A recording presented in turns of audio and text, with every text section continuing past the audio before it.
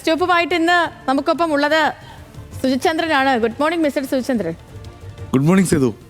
Sethu photo വെച്ചിൽ പോകുന്നില്ല. കേട്ടില്ല.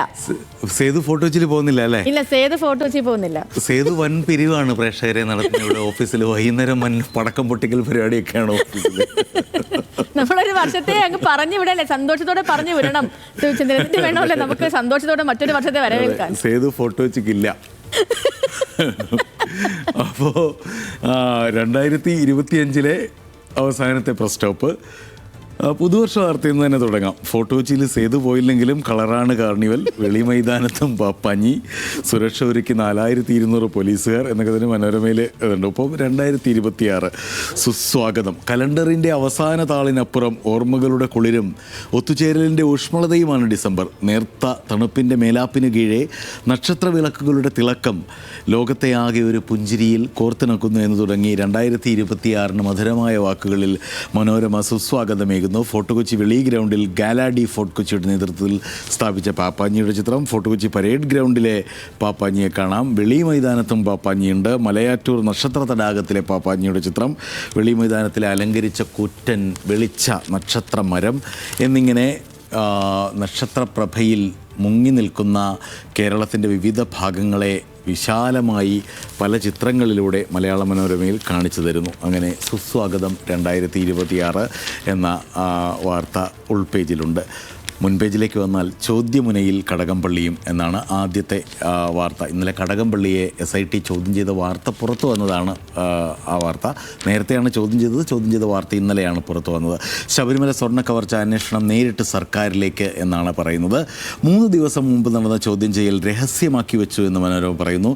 മുൻ ദേവസ്വം ബോർഡ് പ്രസിഡന്റ് PS പ്രശാന്തിനെയും ചോദ്യം ചെയ്തു. ഇടനിലക്കാരിലും ദേവസ്വം ബോർഡിലും ഉദ്യോഗസ്ഥരിലുമായി ഒതുങ്ങി നിന്ന ശബരിമല സ്വർണ്ണ കവർച്ച കേസിൻ്റെ അന്വേഷണം ഒടുവിൽ സർക്കാരിലേക്കും നീളുന്നു എന്ന് പറയുന്നു. ഒപ്പം മനോരമയുടെ അടുത്ത വാർത്ത തിരുത്തിയില്ലെങ്കിൽ മാറ്റി നിർത്തുക. CPI സംസ്ഥാന കൗൺസിലിൽ മുഖ്യമന്ത്രിയെ വിചാരണക്കൂട്ടിൽ നിർത്തിപ്പൊരിച്ചു എന്നാണ് വാർത്ത. ഇന്നലെയും ഈ വാർത്തയുണ്ടായിരുന്നു, അതിൻ്റെ തുടർച്ചയാണ്. മുഖ്യമന്ത്രി പിണറായി വിജയൻ്റെ ഏകാധിപത്യ ശൈലി അദ്ദേഹമോ പാർട്ടിയോ തിരുത്തണം. അത് സാധിക്കുന്നില്ലെങ്കിൽ നിയമസഭാ തെരഞ്ഞെടുപ്പിൽ പിണറായി മാറി നിൽക്കുന്നതാകും നല്ലത് എന്ന് CPI സംസ്ഥാന കൗൺസിൽ വിമർശനം വന്നു. തദ്ദേശ തെരഞ്ഞെടുപ്പിലെ വൻ തോൽവി വിലയിരുത്തിയ CPI സംസ്ഥാന കൗൺസിൽ ഈ കടുത്ത ആവശ്യം ഉയർന്നു. പിണറായിയുടെ ശൈലിക്കെതിരെ രൂക്ഷ വിമർശനമാണ് CPI സംസ്ഥാന കൗൺസിലിൽ ഉണ്ടായത് എന്ന് പറയുന്നു. ഒപ്പം 9ാമത്തെ പേജിലേക്ക് പോയാൽ പരീക്ഷ CPIM ശബരിമല സ്വർണ്ണക്കൊള്ള ചോദ്യങ്ങൾ കടകംപള്ളിയോട് അയ്യപ്പൻ കാക്കും എന്ന് പത്മകുമാർ പറയുന്നത്. ഡി-മണിയും കൂട്ടരും SIT ആസ്ഥാനത്ത് വന്നത്. ഇന്നലെ 9 മണിക്കൂർ ഡി-മണിയെ ചോദ്യം ചെയ്തിരുന്നു. ശബരിമല സ്വർണ്ണക്കൊള്ളക്കേസിൽ മുൻ മന്ത്രി കടകംപള്ളി സുരേന്ദ്രനെയും പ്രത്യേക അന്വേഷണ സംഘം ചോദ്യം ചെയ്തതോടെ CPM ഭയക്കുന്നിടത്തേക്ക് അന്വേഷണം എത്തുകയാണ് എന്ന് മനോരമ പറയുന്നു. പത്മകുമാറിനും വാസുവിനും പിന്നാലെ തിരുവിതാംകൂർ ദേവസ്വം ബോർഡ് പ്രസിഡന്റായി പാർട്ടി നിയോഗിച്ച PS പ്രശാന്തിനെയും ചോദ്യം ചെയ്തു കഴിഞ്ഞു. CPIM ഭയക്കുന്നിടത്തേക്കാണ് അന്വേഷണം പോകുന്നത് എന്നാണ് മനോരമ പറയുന്നത്. ഒപ്പം മനോരമയുടെ എല്ലാ വർഷത്തെയും ഒരു പ്രത്യേകതയുണ്ട്. ഈ വർഷത്തെ വാക്ക് ഏതാണെന്ന് മനോരമ കണ്ടെടുക്കാറുണ്ട്. 2025 മലയാളം വാക്ക് ജെൻസി തൂക്കി എന്നാണ്. തൂക്കി എന്ന വാക്കാണ് പത്രങ്ങൾ വരെ ഉപയോഗിച്ച് തുടങ്ങിയ ആ വാക്ക്. ഹെഡ്ലൈനുകളിലൊക്കെ വരെ നമ്മൾ പലപ്പോഴും കണ്ടിട്ടുണ്ട് തൂക്കി. വായനക്കാരുടെ നിർദ്ദേശങ്ങളിൽ നിന്ന് വിദഗ്ധ സമിതി തിരഞ്ഞെടുത്ത വാക്ക്. ക്ഷമിക്കണം, തൂക്കിയല്ല, എനിക്ക് തെറ്റിപ്പോയതാട്ടോ. ജെൻസിയാണ് വാക്ക്. ജെൻസി തൂക്കി എന്നാണ്. തൂക്കി എന്നുള്ള വാക്കും ഈ വർഷം ഉപയോഗിച്ച് തുടങ്ങിയ വാക്കാണ്. രണ്ടും ചേർത്ത് കണ്ടുകൊണ്ടുള്ള തെറ്റിദ്ധാരണയായിരുന്നു. 2025 മലയാളം വാക്ക് കണ്ടെത്താൻ മലയാളം വായനക്കാരുടെ സഹകരണത്തോടെ മലയാള മനോരമ നടത്തിയ അന്വേഷണത്തിൽ തിരഞ്ഞെടുക്കപ്പെട്ടത് ജെൻസി. 1997 2012 ഇടയിൽ ജനിച്ചവരെ കുറിക്കുന്ന ജനറേഷൻ Z എന്ന ഇംഗ്ലീഷ് പ്രയോഗത്തിൻ്റെ ചുരുക്കെഴുത്താണെങ്കിലും ഈ വർഷം പരക്കെ ഉപയോഗിച്ച മലയാളം വാക്കായി ജെൻസി മാറി. മറ്റു വാക്കുകൾ അതുകൊണ്ട് കേട്ടോ, ചുരുക്കപ്പട്ടികയിലെ മറ്റ് 9 വാക്കുകൾ തൂക്കിയുണ്ട്. തൂക്കി, സ്വർണ്ണപ്പാളി, SIR, ഏത് മൂഡ്, ഒരു സോങ്ങിൻ്റെ ഏത് മൂഡ് ഓർമ്മയില്ലേ? അപ്പോൾ ഏത് മൂഡ് ഒരു ഭാഷാ പ്രയോഗമായി മാറിയിരിക്കുന്നു. ദേഹനിന്ദ, ബോഡി ഷേമിങ്ങിന് ഉള്ള ഒരു മലയാളം വാക്കാണ് ദേഹനിന്ദ. പൊളിറ്റിക്കൽ കറക്റ്റ്നെസ്സിനെ കുറിച്ചൊക്കെ കൂടുതൽ മലയാളി ചർച്ച ചെയ്ത് തുടങ്ങിയ സമയത്ത് ബൺമസ്ക, ഈ വർഷം ട്രെൻഡിങ് ഏതാണ്? ബൺമസ്ക കഴിച്ചിട്ടില്ലാത്തവർ ഈ വർഷം കാണില്ലല്ലോ. 8 അട്ടി വെച്ച് മുഖ്യമന്ത്രിയുടെ പ്രയോഗമായിരുന്നു. അത് ഒരുപാട് പേർ ഉപയോഗിച്ച വാക്കായി മാറി. ആശാസമരം, ദലൂലു ഏറ്റവും അവസാനം വന്ന സർവമായ എന്ന നിവിൻ പോളി സിനിമയിലെ വാക്കായിരുന്നു ഡെലൂലു. പുതുക്കപ്പെട്ടുകൊണ്ടിരിക്കുന്ന മലയാളത്തിലേക്ക് കൊറിയൻ പോപ്പിൽ നിന്ന് കുടിയേറിയ പുതുതലമുറ വാക്കാണ്. ഡെല്യൂഷൻ എന്ന ഇംഗ്ലീഷ് വാക്കിൽ നിന്നാണ് ദലൂലു ഒരു ഇല്യൂഷൻ എന്ന രീതിയിൽ. അങ്ങനെ മലയാളി കണ്ടെത്തിയ പുതിയ വാക്കുകളെക്കുറിച്ച് മലയാള മനോരമ. മാതൃഭൂമിയുടെ ആദ്യ പേജിലേക്ക് പോയാൽ തലക്കെട്ട് കൗതുകകരമാണ്. ഓതിരം കടകംപള്ളിയെ ചോദ്യം ചെയ്തതിനെക്കുറിച്ചാണ്. ബ്രാക്കറ്റിൽ ആരും അറിയാതെ എന്ന് പറയുന്നുണ്ട്. ശബരിമല സ്വർണ്ണക്കൊള്ളക്കേസിൽ അന്വേഷണ സംഘത്തിൻ്റെ നിർണായക ചുവട് ദേവസ്വം മുൻ പ്രസിഡന്റ് PS പ്രശാന്തിനെയും ചോദ്യം ചെയ്തു. അന്വേഷണം സർക്കാരിലേക്ക് നീറുന്നു. തിരുവനന്തപുരം മാർ ഇവാനിയോസ് കോളേജ് പ്ലാറ്റിനം ആഘോഷത്തിൻ്റെ സമാപന സമ്മേളനത്തിൽ കടകംപള്ളി സുരേന്ദ്രൻ ചിന്താമുക്തനായിരിക്കുന്ന ഒരു ചിത്രവുമുണ്ട്. ഇന്നലെ ഈ വാർത്ത പുറത്തു വന്നതിന് ശേഷം എടുത്ത ചിത്രമാണ്. ചോദ്യം ചെയ്ത് 2.5 മണിക്കൂർ എന്ന് പറയുന്നു. പോറ്റിയുമായുള്ള പരിചയം എങ്ങനെയാണെന്ന് ചോദിച്ചിരുന്നു. സ്വർണ്ണപ്പാളി കൈമാറിയത് അറിഞ്ഞിരുന്നോ എന്ന് ചോദിച്ചു. പത്മകുമാർ പറഞ്ഞത് സഖാവ് പറഞ്ഞിടത്തെല്ലാം, വിജയകുമാർ പറഞ്ഞത് ദേവസ്വം ബോർഡ് അംഗം പത്മകുമാർ പറഞ്ഞിടത്തെല്ലാം ഒപ്പിട്ടു എന്ന് ഇന്നലെ കൊടുത്ത മൊഴി, അത് പത്മകുമാറിന് കൂടുതൽ കുരുക്കായി മാറുന്നു എന്ന വാർത്ത. ഒപ്പം ഓമഹയിലെ ദീർഘദർശി ഇന്ന് പടിയിറങ്ങുമെന്ന് മറ്റൊരു വാർത്ത മാതൃഭൂമിയുടെ 1-ാം പേജിൽ താഴെയുണ്ട്. പൂട്ടിപ്പോകാറായ തുണിമില്ല ആദ്യ പടവാക്കി ലോകത്തിലെ ഏറ്റവും വിജയിച്ച ഹോൾഷിംഗ് കമ്പനി പടുത്തുയർത്തിയ നിക്ഷേപരംഗത്തെ ഇതിഹാസം വാറൻ ബഫറ്റ് ബുധനാഴ്ച ഔദ്യോഗിക പദവി ഒഴിയും. 60ഓളം വർഷത്തെ സേവനത്തിന് ശേഷമാണ് ബെർക്ക്ഷയർ ഹാത്തവേ എന്ന ബഹുരാഷ്ട്ര കമ്പനിയുടെ ചീഫ് എക്സിക്യൂട്ടീവ് പദവിയിൽ നിന്ന് 95-ാം വയസ്സിൽ അദ്ദേഹം വിരമിക്കുന്നത് എന്ന വാർത്ത. പ്രചോദനം നൽകുന്ന വാർത്ത. പ്രായം ഒരു നമ്പർ മാത്രമാണെന്ന് വീണ്ടും ഓർമ്മിപ്പിക്കുന്നു ഓമഹയിലെ ദീർഘദർശിയുടെ വാർത്ത. ഒപ്പം ആൾക്കൂട്ടത്തിൻ്റെ ആധിപത്യം എന്നാണ് ഇന്ന് മാതൃഭൂമിയുടെ എഡിറ്റോറിയൽ പേജിൽ MN കാരശ്ശേരി എഴുതിയ ദീർഘലേഖനം. ഈയിടെയായി ഇന്ത്യയുടെ നാനാഭാഗത്തു നിന്നും വന്നെത്തുന്ന വാർത്തകളിൽ ചില ജനാധിപത്യ വിശ്വാസികളുടെ ഉറക്കം കെടുത്താൻ പോകുന്നതാണ്. ആൾക്കൂട്ടങ്ങൾ ഭ്രാന്തെടുത്ത് നിരായുധരും നിസ്സഹായരുമായ മനുഷ്യരെ സംഘബലത്തിൻ്റെ അധികാരത്തിൽ തല്ലുകയും കൊല്ലുകയും ചെയ്തതിൻ്റെ കെട്ട വാർത്തകളെ പറ്റിയാണ് കാരശ്ശേരി മാഷ് പറയുന്നത്. ഇപ്പോഴത്തെ ഇന്ത്യയിൽ പശു ഇറച്ചി കഴിച്ചോ എന്നോ, പശു ഇറച്ചി കൈവശം വെച്ചോ എന്നോ, പശുക്കളെ കടത്തിക്കൊണ്ടുപോയോ എന്നോ ആരോപിച്ചാൽ ഏതാൾക്കൂട്ടത്തിനും ആരെയും തല്ലുകയോ കൊല്ലുകയോ ചെയ്യാം എന്ന് കാരശ്ശേരി മാഷ് രോഷപ്പെടുന്നു. അപ്രകാരം ഏത് മതക്കാരനെ കൊണ്ടും ജയ് ശ്രീറാം വിളിപ്പിക്കാം. അമ്മാതിരി ആക്രമണങ്ങളൊക്കെ വാർത്തയല്ലാതായിരിക്കുന്നു. ഇത് ഉത്തരേന്ത്യയിൽ മാത്രമല്ല, ഉത്തരാഖണ്ഡിൽ നിന്ന് പാലക്കാട്ടേക്ക് വരെ നീളുകയാണ് ആൾക്കൂട്ടത്തിൻ്റെ ഈ ആധിപത്യ പ്രവണത എന്ന് ലേഖനത്തിൽ പറയുന്നു. ഒപ്പം മറ്റൊരു കൗതുകവാർത്തയല്ല, മറ്റൊരു താല്പര്യം നമുക്ക് തോന്നുന്ന ഒരു വാർത്ത. 2 കോടി നഷ്ടപരിഹാരം ആവശ്യപ്പെട്ട് GCDAയ്ക്ക് ഉമാ തോമസിൻ്റെ വക്കീൽ നോട്ടീസ് എന്ന വാർത്തയാണ്. കലൂർ സ്റ്റേഡിയത്തിൻ്റെ ഗ്യാലറിയിൽ വീണുണ്ടായ അപകടത്തെ തുടർന്ന് ഇപ്പോൾ GCDAയ്ക്ക് 2 കോടി നഷ്ടപരിഹാരം ആവശ്യപ്പെട്ടു ഉമാ തോമസ് കത്തയച്ചിരിക്കുന്നു, വക്കീൽ നോട്ടീസ് അയച്ചിരിക്കുന്നു.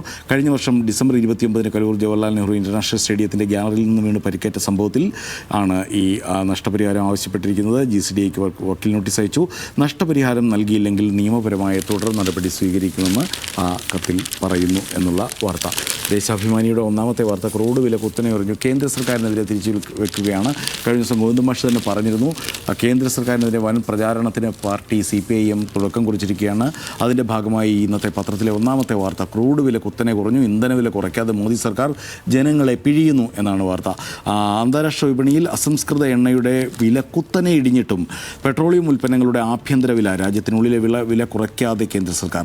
കഴിഞ്ഞ സാമ്പത്തിക വർഷം ഏപ്രിൽ-നവംബർ കാലയളവിൽ ഇന്ത്യ ഇറക്കുമതി ചെയ്ത അസംസ്കൃത എണ്ണ ബാരലിന് ശരാശരി $80 നടപ്പ് സാമ്പത്തിക വർഷം ഇതേ കാലയളവിൽ ഇറക്കുമതി ചെയ്ത ക്രൂഡ് ഓയിലിൻ്റെ ശരാശരി വില ബാരലിന് $67.6 മാത്രം. പക്ഷേ വിലയിൽ കുറവുണ്ടായിട്ടില്ല എന്നാണ് ദേശാഭിമാനി പറയുന്നത്. ദേശാഭിമാനിയുടെ 5-ാം പേജിലേക്ക് ചെന്നാൽ ട്രോൾ ആക്രമണത്തിലും UDF BJP ചങ്ങാത്തം എന്ന മറ്റൊരു വാർത്ത. തദ്ദേശ തെരഞ്ഞെടുപ്പിൽ UDFും BJPയും സൗകര്യം പോലെ പരസ്പരം വോട്ടുമറിച്ച് LDFിനെ പരാജയപ്പെടുത്താൻ കാണിച്ച ഐക്യം നേതാക്കളെ പരിഹസിക്കുന്നതിലും തുടരുന്നു. കേരളത്തിലെ തന്നെ മികച്ച MLAമാരിൽ ഒരാളായ VK പ്രശാന്തിനെതിരായ നീക്കത്തിലും യലഹങ്കയിൽ കുടിയിറക്കപ്പെട്ടവരെ സന്ദർശിച്ച A റഹീം MPക്കെതിരായ ആക്ഷേപമഴയിലും ഇത് വ്യക്തമായി. 2 സംഭവങ്ങളിലും വസ്തുതകൾ ജനം അറിയാതിരിക്കാനാണ് കോൺഗ്രസ് ലീഗ് BJP സഖ്യം ശ്രമിക്കുന്നത് എന്നാണ് ദേശാഭിമാനി ആരോപിക്കുന്നത്. കേരളകൗമുദിയിലേക്ക് വന്നാൽ ശിവഗിരി തീർത്ഥാടനം തുടങ്ങിയിരിക്കുന്നു.